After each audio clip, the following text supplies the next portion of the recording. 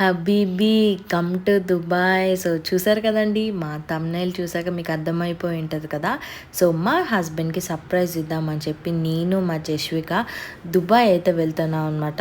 So అన్ని packings అన్నీ already అయిపోయాయి, బట్టలు గిట్టలు షాపింగ్ అంతా అయిపోయింది.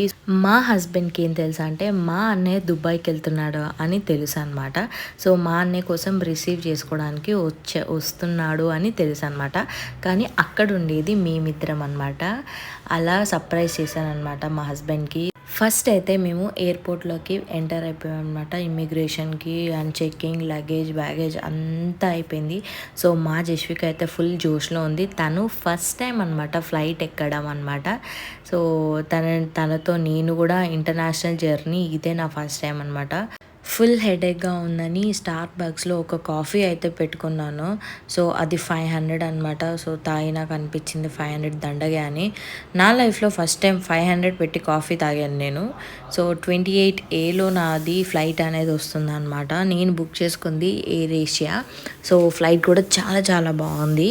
సో జశ్విక మాత్రం ఫుల్ ఎక్సైటెడ్గా ఉంది వాళ్ళ డాడీని కలుస్తానని చెప్పేసి. సో చాలా సీక్రెట్గా వెళ్ళామన్నమాట. సో రిలేటివ్స్కి కూడా ఎవ్వరికి చెప్పలేదు నేను వెళ్తున్నాను అని చెప్పి. సో ఎందుకంటే వాళ్ళకి చెప్పినా వాళ్ళు మా హస్బెండ్కి చెప్పేస్తారని చెప్పలేదు. ఏదేమైనా నా సర్ప్రైజ్ మాత్రం సూపర్గా వర్కౌట్ అయింది. ఫస్ట్ టైం ఫ్లైట్ ఎక్కుతుంది జశ్విక. ఎలా ఉంది ఫ్లైట్? సో ఇది వెజ్ కర్రీ, సలాడ్ అండ్ ఇది నాన్ వెజ్.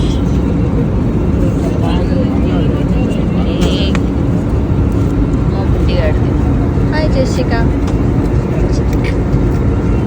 హైదరాబాద్ నుంచి దుబాయ్కి 4 hours 15 minutes అయితే జర్నీ ఉంటుందన్నమాట.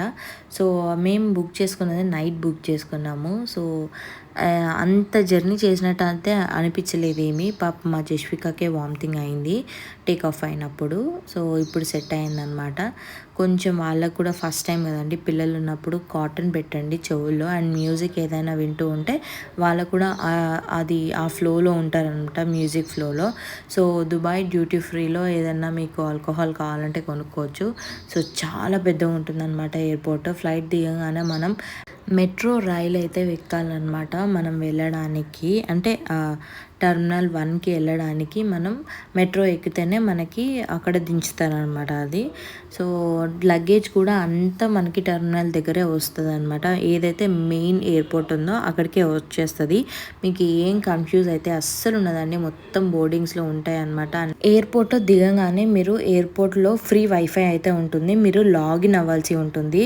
సో మా అన్నయ్య వస్తున్నాడని మా హస్బెండ్ అనుకున్నాడు, కానీ మా అమ్మని అక్కడ చూశాక చాలా పెద్ద షాక్ అయ్యాడు అనమాట. సో తను ఆఫీస్ లీవ్ కూడా పెట్టాడు మా అన్నయ్య అక్కడ ఉంటాడని చెప్పేసి. మమ్మల్ని చూడంగానే చాలా షాక్లో ఉన్నాడు.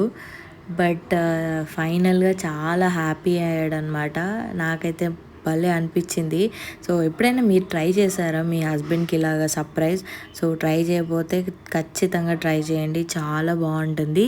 సో ఇంకా నుంచి మన వ్లాగ్లో ఫుల్ దుబాయ్ వీడియోస్ వస్తాయన్నమాట. సో దుబాయ్లో ఏవేవి ఉంటాయో మొత్తం అన్నీ మెయిన్ ఏవేవి ఉంటాయో మొత్తం నా ఛానల్లో అయితే అప్లోడ్ చేస్తూ ఉంటాను.